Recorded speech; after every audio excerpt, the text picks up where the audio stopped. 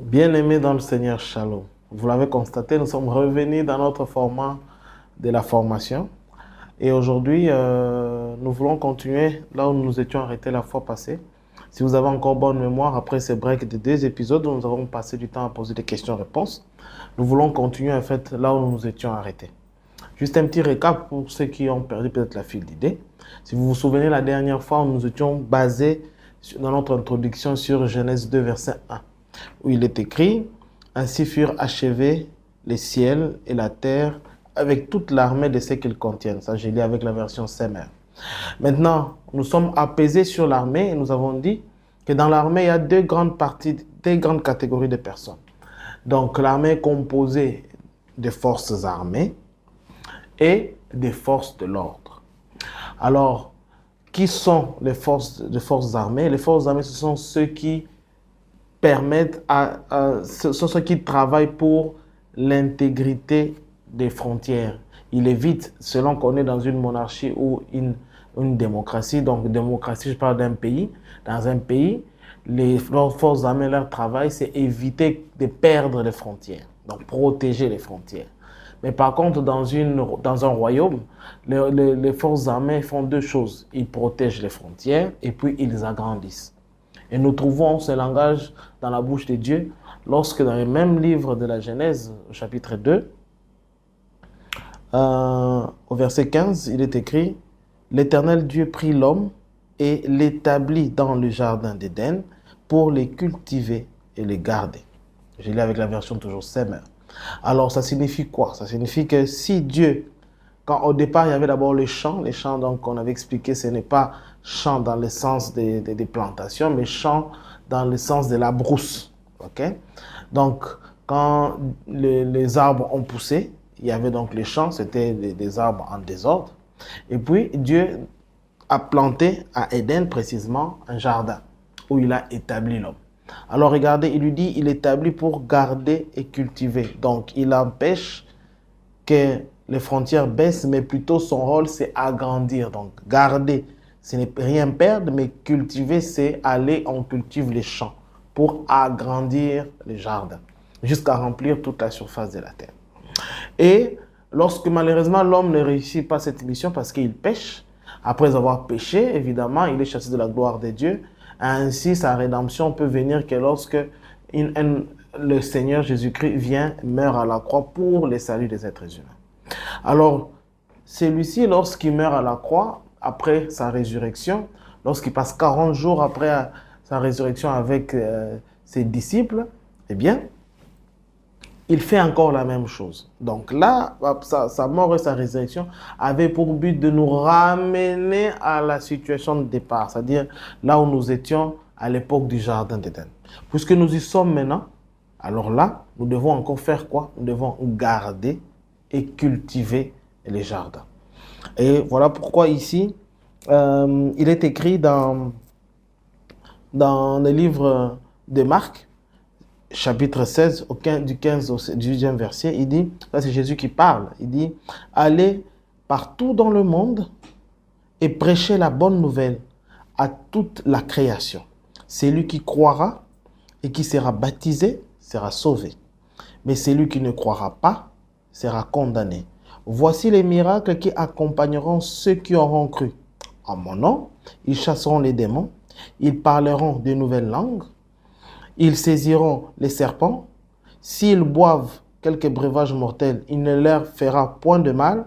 Ils imposeront les mains aux malades et les malades seront guéris. Amen. Donc vous voyez, là, il leur dit encore aller sur toute la surface de la terre. La même instruction qu'il avait donnée au départ de remplir la terre. Et Paul nous explique que de la même manière que dans Genèse, il était question de garder et cultiver le jardin, Paul nous explique dans 1 Corinthiens 3, verset 9, que le même principe continue. Il est écrit, car nous travaillons ensemble au service de Dieu, et vous, vous êtes les champs qu'il cultive, ou encore, vous êtes l'édifice qu'il construit. Amen.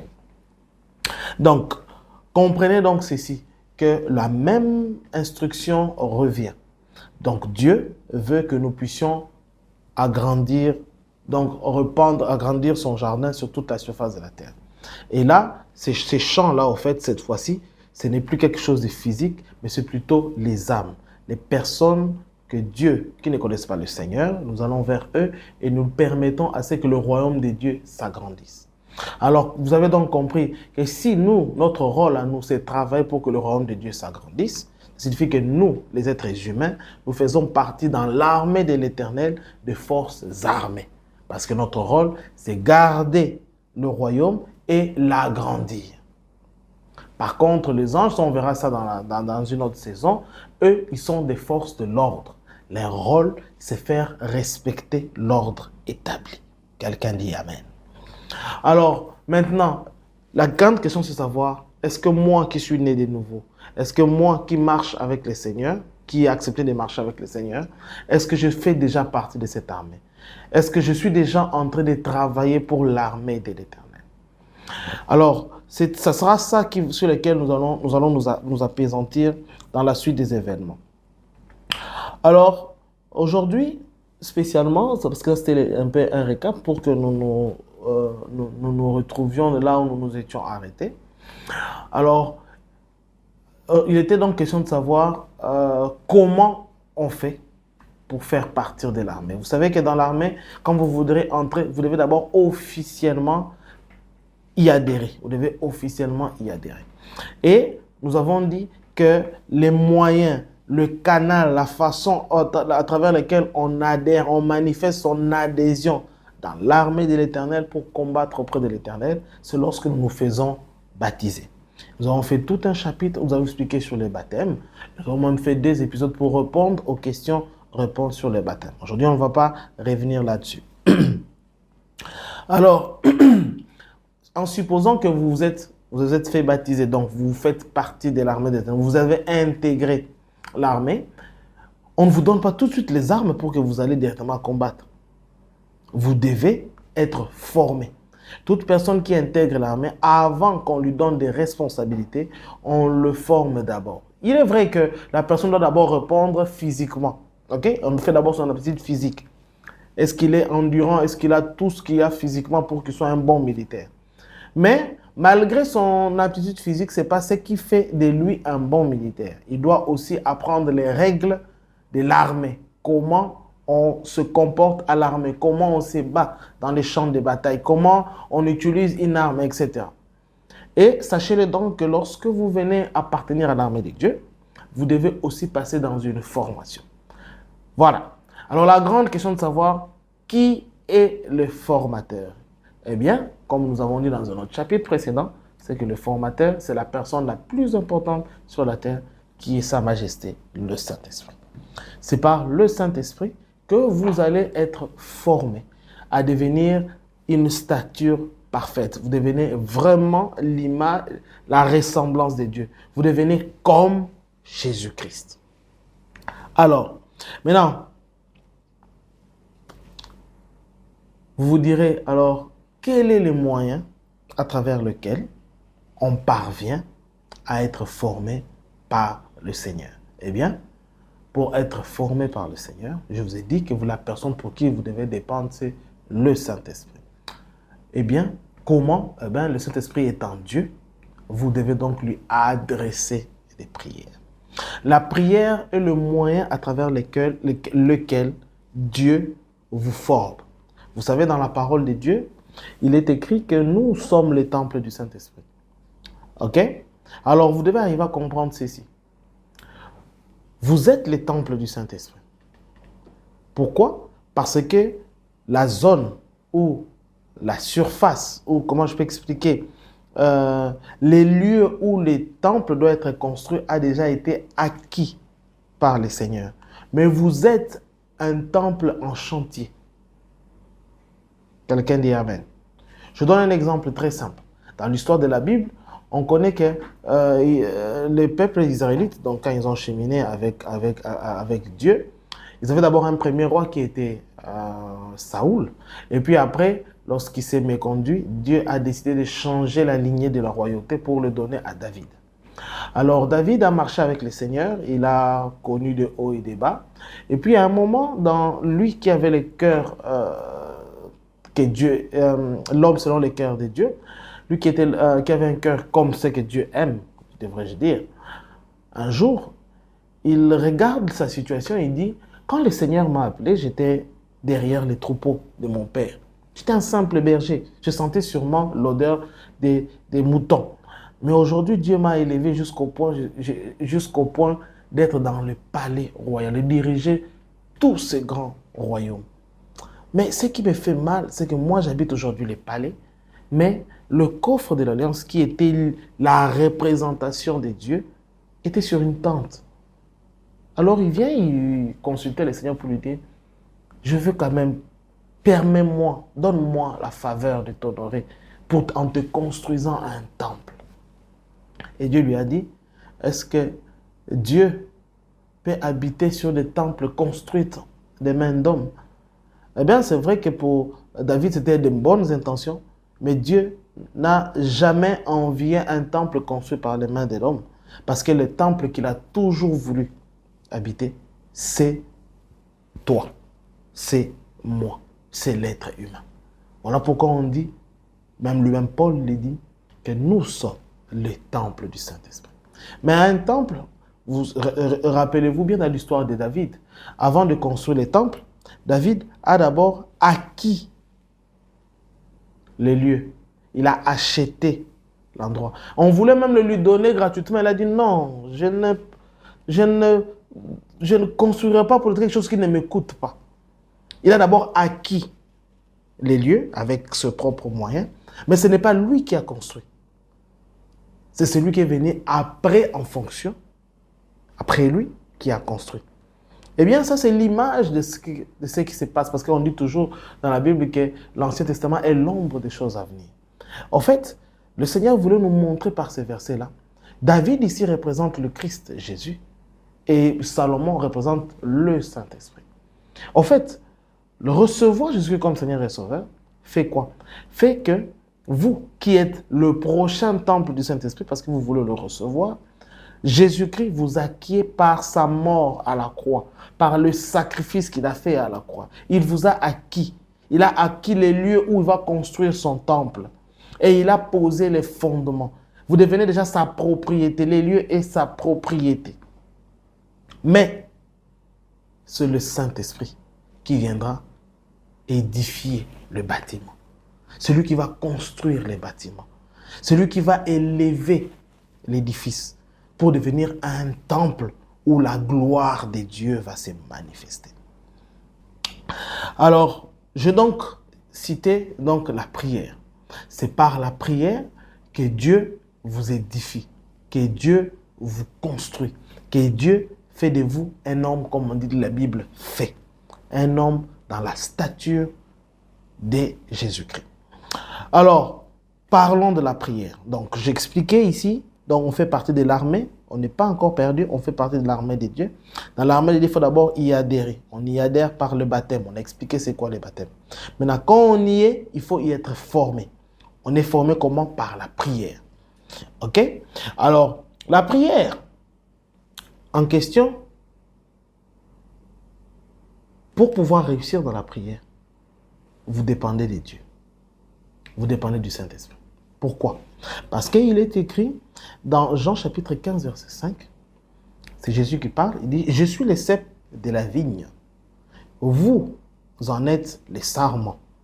Celui qui demeure en moi et en qui je demeure portera du fruit en abondance, car sans moi, vous ne pourrez rien faire. » Un jour, je prendrai du temps de pouvoir expliquer en profondeur la richesse qu'il y a dans cette parabole. Mais maintenant, ce n'est pas le sujet d'aujourd'hui. Ce qui est important pour moi aujourd'hui, c'est la conclusion.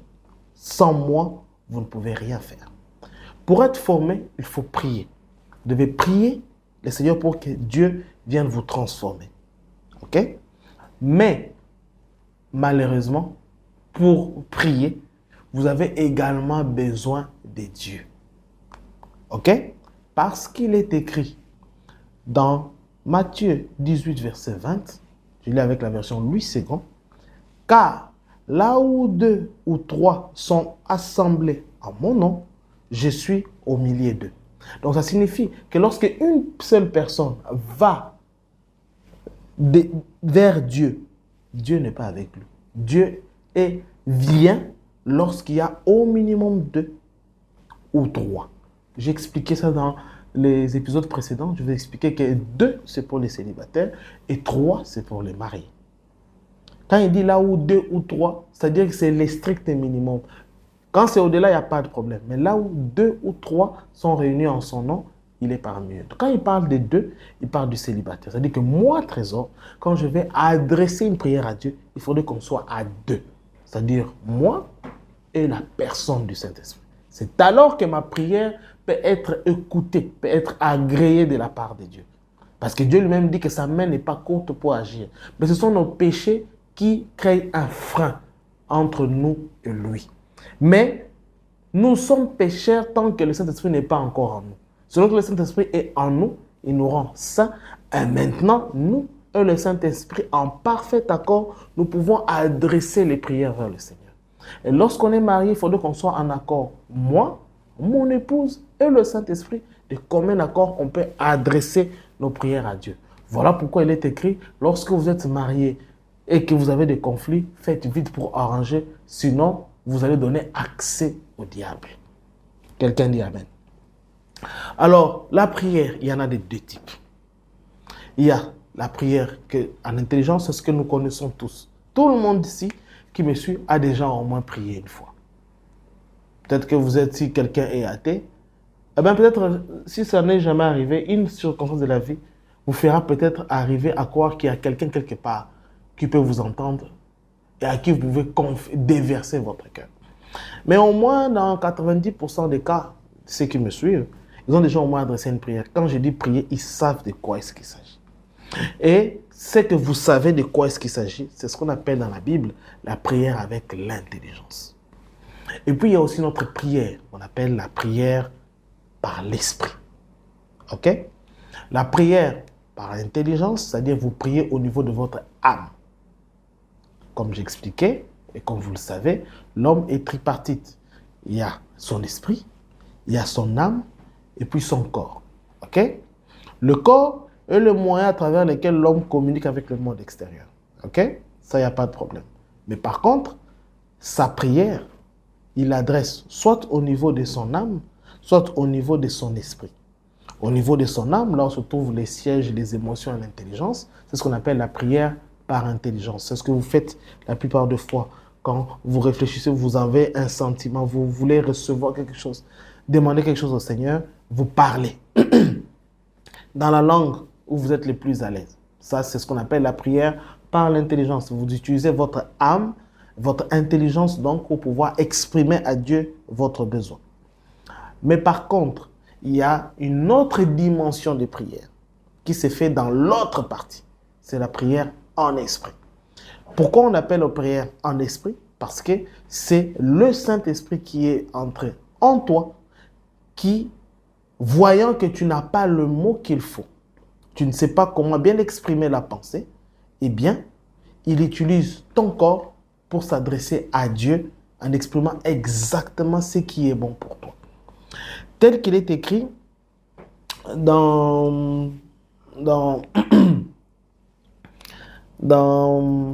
les livres de Romains, chapitre 8, au verset 26, j'ai lu avec la version nouvelle français courant. De même, l'Esprit Saint aussi nous vient en aide parce que nous sommes faibles. En effet, nous ne savons pas prier comme il faut. Mais l'Esprit lui-même prie Dieu, écoutez ça, mais l'Esprit lui-même prie Dieu en notre faveur avec des gémissements qu'aucune parole n'est capable d'exprimer. Amen.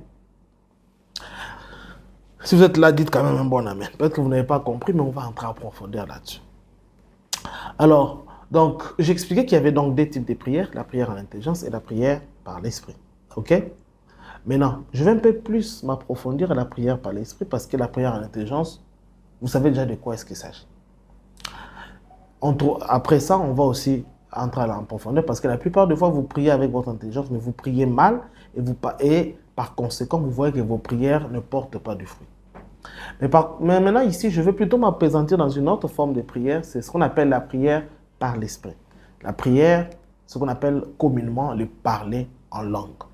Je sais que c'est un sujet de polémique pour beaucoup des religions.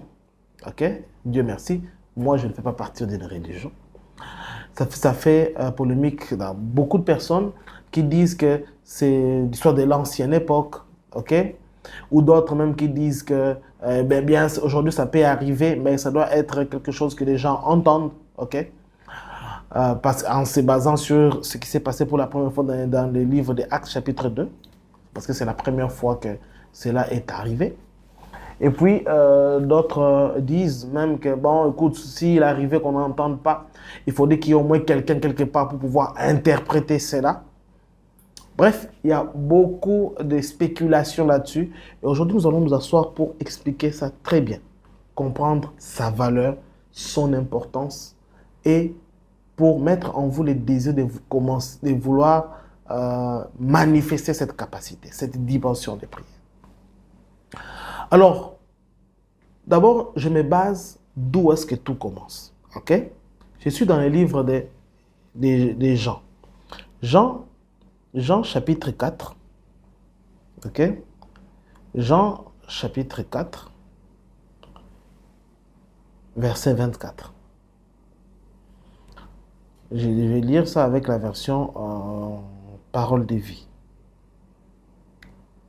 Bon, je vais d'abord lire avec la version Louis II, et puis on va traduire aussi ça dans la version Parole de vie. Jean chapitre 4, verset 24.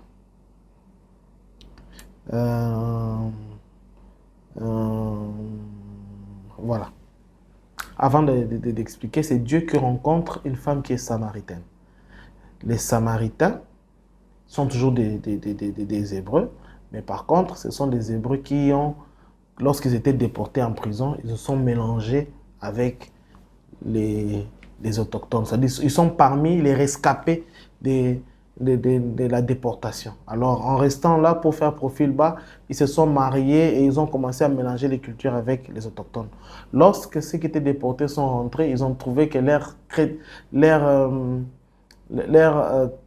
permettait l'expression, leur chrétienté ou bien leur amour pour Dieu était devenu un peu amoindri. Alors, ils les considéraient comme étant des païens. Ça créait comme un conflit et ils étaient un peu séparés. Alors Dieu, lui, il vient pour réunifier le royaume de Juda. Alors il passe par la Samarie, il passe en trouvant une femme avec qui ils échangent. Cette femme, lorsqu'elle comprend qu'il s'agit du Messie, alors il lui pose vraiment un problème. Parce que lorsqu'ils sont revenus, comme ils avaient un conflit avec les Juifs ont refusé que les Samaritains viennent prier dans leur temple et ils se sont dit qu'ils vont désormais commencer à prier à la montagne. Donc il y avait ceux qui priaient à la montagne et de ceux qui priaient dans le temple. Ok? Les Juifs, ce sont les David et tout ce qui en suit. Les Samaritains, ce sont les Élisée, et puis voilà. Alors maintenant, lorsqu'il comprend qu'il s'agit du Messie, alors cette femme maintenant dit, bon, dis-nous un peu, qu'est-ce qui est mieux à faire? Le temple ou bien à la montagne? Il lui pose donc la question. Il dit,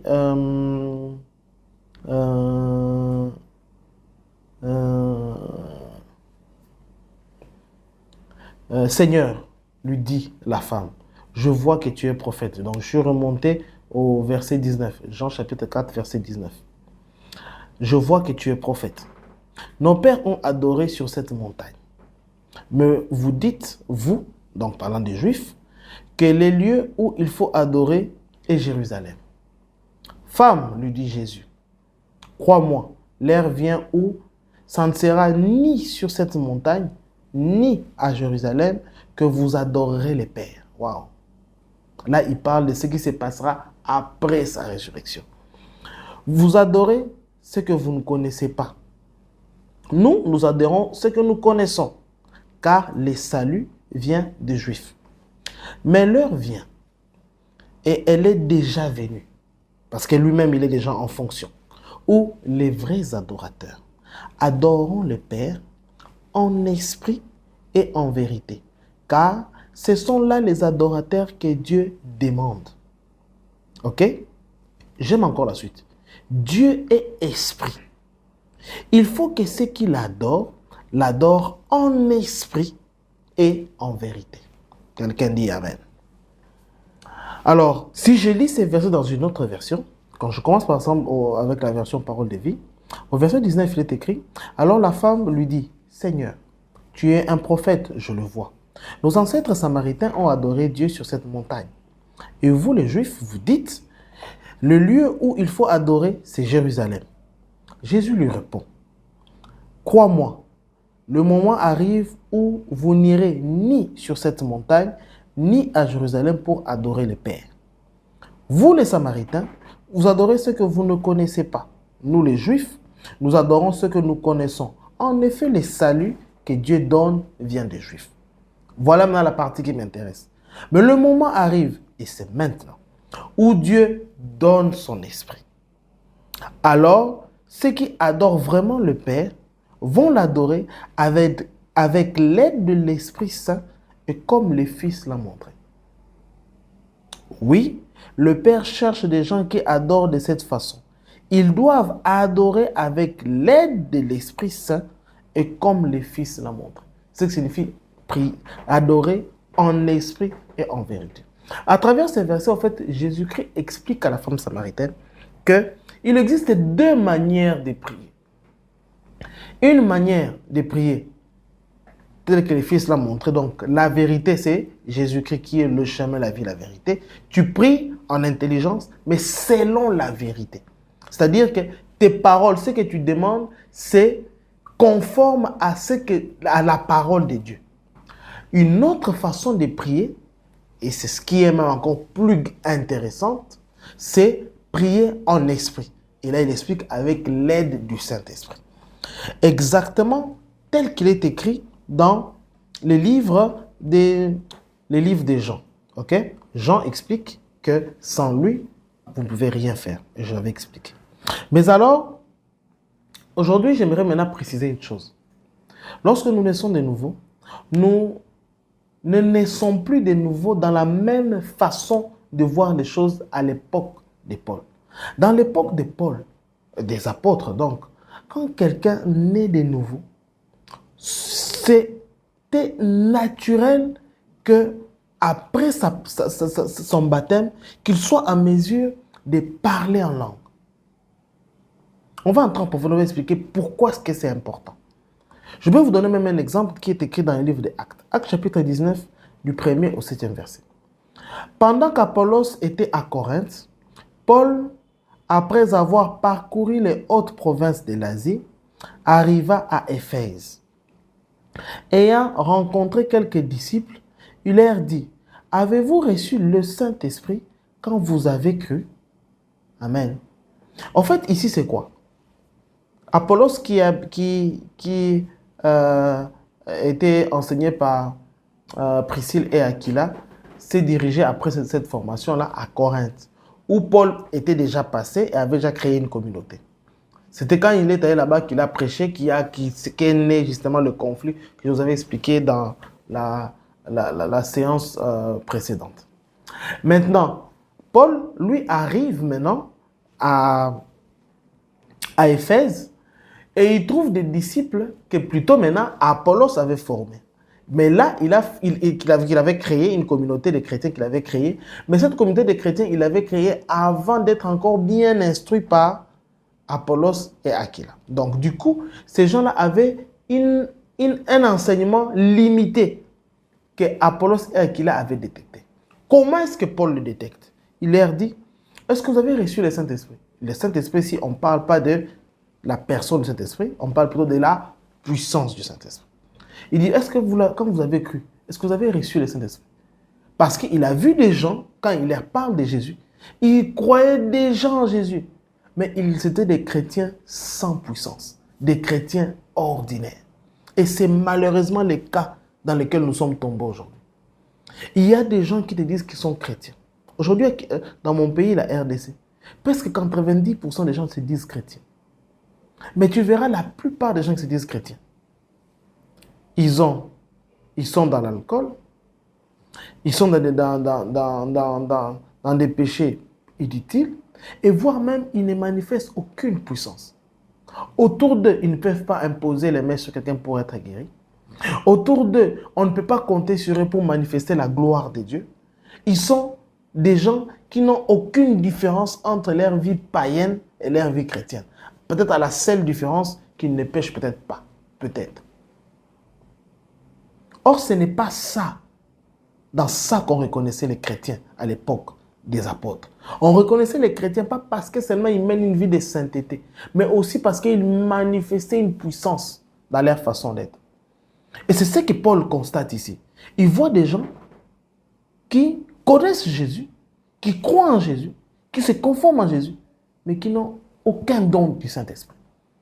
Alors, ils lui répondent, nous n'avons même pas entendu dire qu'il y ait un Esprit Saint. Il dit, de quel baptême avez-vous donc été baptisés? Ils lui répondent, du baptême de Jean. Alors Paul dit, Jean a baptisé du baptême de repentance. C'est ce que je vais expliquer dans la séance de questions-réponses. C'est un baptême, deux types de baptêmes, le baptême de Jean et le baptême au nom de Jésus. Le baptême de Jean qui est déjà un baptême dépassé. La preuve en est là. Jean a baptisé du baptême de repentance, disant au peuple de croire à celui qui venait après lui, c'est-à-dire en Jésus. Sur ces paroles, ils furent baptisés au nom du Seigneur Jésus-Christ. Alors Paul leur impose les mains, le Saint-Esprit vint sur eux et ils parlaient en langue et prophétisaient. Ils étaient tous environ 12 hommes. Amen. Est-ce que vous, quand vous avez reçu Jésus-Christ, vous qui êtes chrétien qui me regardez, est-ce que vous parlez en langue? Si vous ne parlez peut-être pas en langue, est-ce que quand les gens sont malades autour de vous, ils peuvent compter sur votre prière ou vous imposer les mains à ces gens et ces gens sont guéris? Ou bien vous êtes des chrétiens qui doivent dépendre des babysitters. C'est-à-dire qu'il y a d'autres gens que vous considérez comme étant plus chrétiens que vous, qui doivent prier pour vous quand vous avez des difficultés, qui quand vous avez des malades, vous ne vous donnez même pas la peine de prier, vous les amenez vers eux pour qu'ils prient, qui lorsque vous avez besoin d'avoir des directives de Dieu, vous devez aller leur consulter pour qu'ils vous disent ce que dit Dieu à votre sujet, ainsi de suite. Ce n'est pas ça être chrétien. Si vous êtes là, eh bien, vous pensez être chrétien, mais vous ne l'êtes pas encore. Quand vous êtes chrétien, il ne faut pas seulement que vous soyez sauvés. Il faut aussi que vous puissiez manifester la puissance de Dieu. Pourquoi? Parce qu'il n'existe pas dans l'armée un militaire qui n'a pas la force de se battre dans le champ de bataille. Amen. Et comment vous manifestez ça? La prière en langue est le moyen par excellence qui vous aide à être formé. Il est rare de voir une personne dans sa prière prier pour son édification. D'ailleurs, il n'y a même pas le langage. Comment vous allez même savoir le mot qu'il faut utiliser pour détecter les défauts qui sont enfouis en vous que vous n'êtes même pas en mesure de connaître. Voilà pourquoi, dans le livre de Romains, chapitre 8, verset 26, Paul nous dit que l'Esprit Saint, je lis avec la version Nouvelle Français courant, de même, l'Esprit Saint aussi nous vient en aide parce que nous sommes faibles. Ok? Vous naissez de nouveau, mais vous avez encore des faiblesses. Et vous ne savez même pas quel mot utiliser pour vaincre ces faiblesses-là. Alors il dit, en effet, nous ne savons pas prier comme il faut, mais l'Esprit lui-même prie Dieu en notre faveur avec des gémissements qu'aucune parole n'est capable d'exprimer. La version Louis II dit par des soupirs inexprimables. C'est ça qu'on appelle la prière en langue. Dieu, le Saint-Esprit, s'adresse à Dieu, le Père, pour pouvoir lui demander exactement ce qui vous convient au moment au moment voulu. D'où cela vient? En fait, vous devez arriver à comprendre que prier, c'est c'est donner des arguments qui vous donnent raison. Tel qu'il est écrit dans les livres d'Ésaïe 43, verset 26. Il est écrit ceci. Réveille ma mémoire. Plaidons ensemble. Parle toi-même pour que tu sois justifié. Vous savez, écoutez bien cette phrase. Il dit, réveille ma mémoire. Donc, c'est-à-dire, rappelle-moi mes souvenirs. Ok? Il dit, plaidons ensemble. C'est-à-dire que Dieu te dit, réveille ma mémoire. Mais il te dit que moi, je vais venir t'aider pour que nous puissions plaider pour ton cas ensemble. Ok? Mais comment tu vas te faire? Tu dois parler par ta bouche afin que tu sois justifié. C'est ce que ça explique la prière en langue. C'est-à-dire, le Saint-Esprit aussi nous vient en aide. En effet, nous ne savons pas bien prier comme il faut. Alors, mais l'Esprit lui-même prie Dieu, vous entendez ça? En notre faveur, avec des gémissements qu'aucune parole n'est capable d'exprimer. Alors maintenant, vous devez savoir une chose. La première fois que le parler en langue s'est fait, c'était dans le livre des Actes au chapitre 2. Les disciples étaient en train de prier pour entendre le Saint-Esprit descendre sur eux, d'après la promesse que Dieu leur avait dit, vous recevrez une puissance, le Saint-Esprit survenant sur vous, et vous serez mes témoins. Écoutez même ce qui se passe. Jésus-Christ, ils sont nés de nouveau. Jésus-Christ leur dit que d'aller nulle part, tant qu'ils n'ont pas encore reçu le don du Saint-Esprit. Et ça s'est manifesté par les parler en langue. Mais maintenant, voyez ceci. Le Saint-Esprit, lorsqu'il est descendu en eux, quand ils se sont mis à parler en langue, les gens qui étaient autour d'eux les entendaient dans leur dialecte à eux. Aujourd'hui, il y a la polémique dessus. Les gens disent que aujourd'hui, les parler en langue que nous faisons, parce que nous faisons rababa, shenderebo, sabraka, shenderebe, ils disent que ce sont des faux parleurs en langue, parce que, évidemment, à l'époque où ça avait commencé, les gens les entendaient. En fait, voici ce que je vais vous apprendre. Contrairement à ce que vous pensez, ou pardon à ce qu'on vous a dit, il existe deux sortes de parler en langue. Il y a ce qu'on appelle la glossolalie et la xénolalie. La glossolalie, c'est le fait de parler ce qu'on appelle le langage des anges. C'est ce que vous critiquez là, quand vous dites qu'ils racontent des mots, c'est ce qu'on appelle des soupirs inexprimables. Ce n'est pas un langage humain, c'est un langage divin, ce qu'on appelle le langage des anges. Vous le voyez dans 1 Corinthiens 13. On va lire ça ensemble. Mais il y a aussi ce qu'on appelle la xénolalie. La xénolalie, c'est lorsque tu parles un langage humain, mais que tu n'as jamais appris, sans même savoir ce que cela signifie. Je donne un exemple simple. Je suis ici, pris par la puissance de cet esprit, je me mets à parler les créoles que je ne connais même pas. Ou bien, je parle le mandarin. Un Chinois passe et dit, oh, mais comment ce gars parle notre langue? Je comprends, il me parle dans ma langue du village. Ça, c'est ce qu'on appelle la xénolalie. OK? Et dans Actes chapitre 2, ce qui s'était passé, c'était la xénolalie.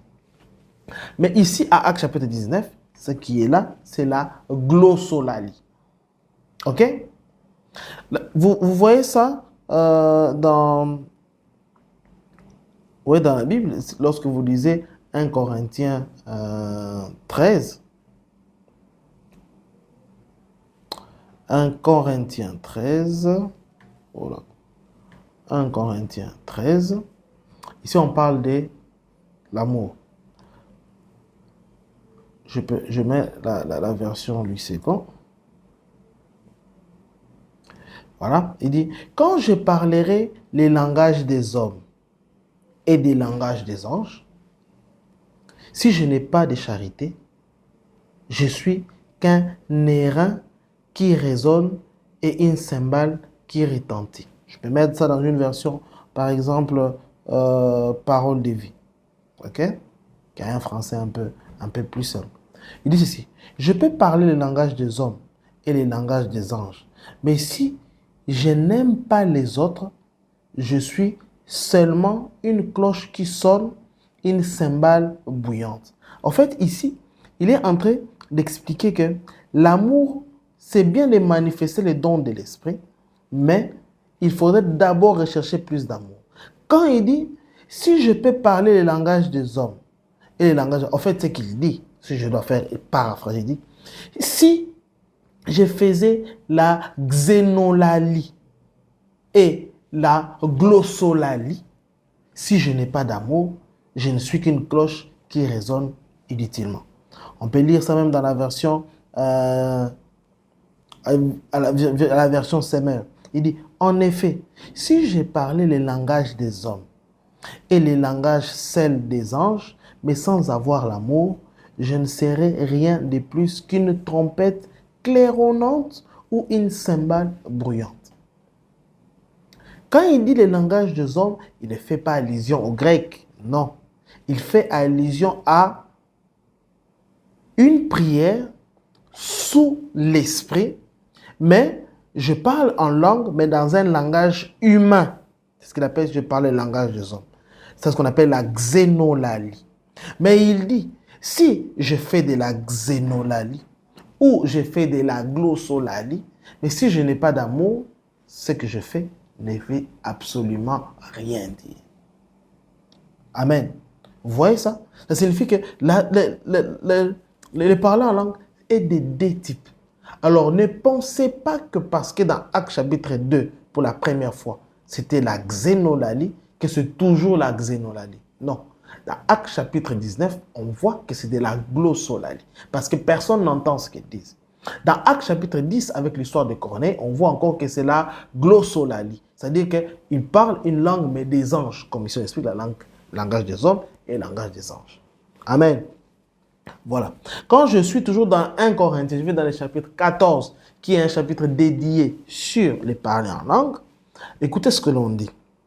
Ainsi, donc il parle de la suite, parce qu'il dit ainsi, recherchez tout d'abord, avant tout, l'amour, aspirez aussi aux manifestations de l'esprit, surtout à prophétiser. Ok? Maintenant, ici, il crée maintenant un équilibre. En fait, il y a encore de la polémique là-dessus. Des gens qui disent que, parce que c'est ici précisément où on en parle, que si tu fais de la... Il y a des gens qui croient quand même à la glossolalie, mais ils pensent que si tu fais de la glossolalie, tu dois impérativement avoir quelqu'un d'autre qui traduit. Ah non, ce n'est pas ça que Paul est en train de dire.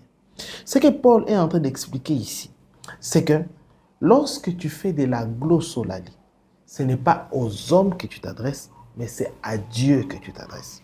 Écoutez, celui qui, en fait, il fait une comparaison. Il dit, aspirez plus à prophétiser, ok? Pour que ce que vous dites puisse édifier ceux qui sont là, ok? Donc, quand vous êtes dans un lieu public, quand vous êtes en train de prier en public dans une assemblée, priez plus avec votre intelligence et moins en langue pour permettre d'édifier son voisin, ok? Mais il explique, il dit encore ceci. C'est dans 1 Corinthiens 14, verset 17. Écoutez bien ce qu'il dit. Il dit, quand tu pries, voilà, je vais monter un peu plus en avant. Il dit, celui qui prie à Dieu, celui qui parle en langue, c'est une langue inconnue. Il dit, celui qui parle... au chapitre 4, 1 Corinthiens 14, chapitre 4, il dit, celui qui parle dans une langue inconnue, je lis avec la version Semeur. Vous voyez ça? Il ne parle pas de la xénolalie. Il ne parle pas d'une langue humaine qui existe sans pour autant l'avoir apprise. Non. Il parle de la glossolalie. C'est-à-dire que tu parles une langue qui est inconnue, une langue qui n'existe pas. C'est que 1 Corinthiens 13 appelle le langage des anges. Il dit, celui qui parle dans une langue inconnue ne se fait du bien qu'à lui-même. Mais celui qui prophétise permet à toute l'assemblée à grandir dans la foi. Je veux bien que vous sachiez tous parler dans le langage inconnu, mais je préférerais que vous prophétisiez. Celui qui prophétise est plus utile que celui qui s'exprime dans une langue inconnue, sauf si quelqu'un traduit ces derniers pour que l'Église puisse grandir dans la foi. Amen. Ça encore, c'est encore quelque chose que beaucoup de gens disent que, vous voyez, on a dit que celui qui parle en langue est plus important. Là, c'est dans le contexte de l'assemblée. Quand il dit que il est plus utile par rapport à la prière au niveau de l'assemblée, par rapport à faire bénéficier cette grâce dans l'assemblée. Mais la prière en langue est une prière qui est dédiée à Dieu. Pourquoi? Parce qu'on dit que celui qui prie en langue, personne ne l'entend. Parce qu'il ne s'adresse pas aux hommes, il s'adresse à Dieu. Ok? Celui qui prie en langue, personne ne lui entend parce qu'il ne s'adresse pas aux hommes, mais il s'adresse à Dieu.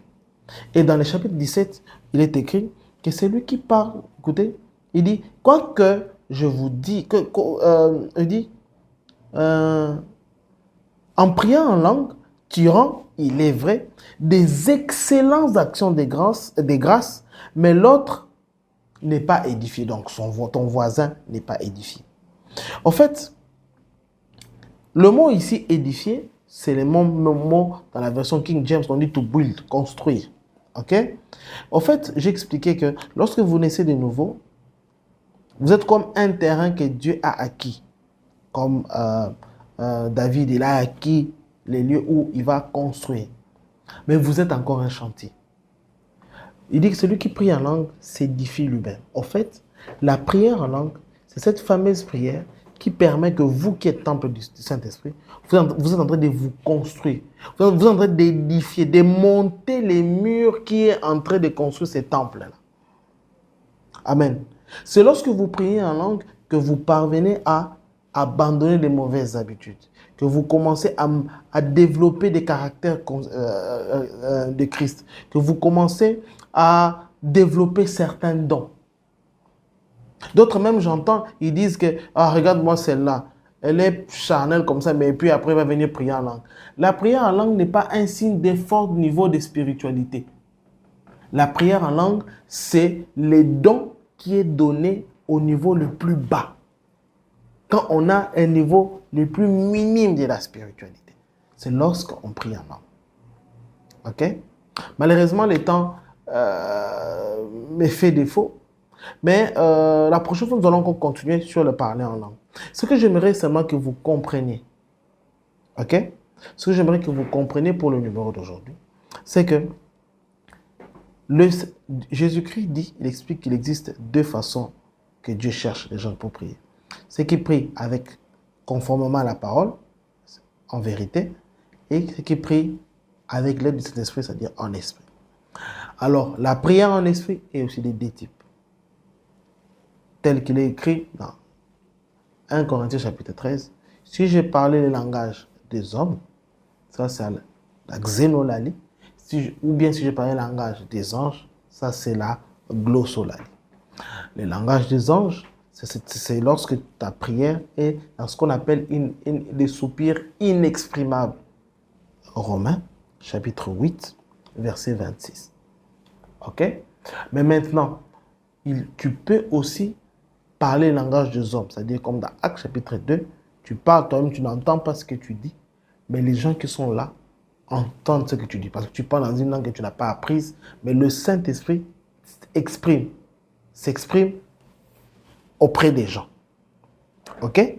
Mais alors, le rôle primordial du parler en langue consiste à édifier la personne lui-même, à t'aider à devenir mieux dans ton intérieur. Ça n'a pas pour rôle d'abord de faire des miracles à l'extérieur, mais ça a plutôt un rôle à travailler ton intérieur.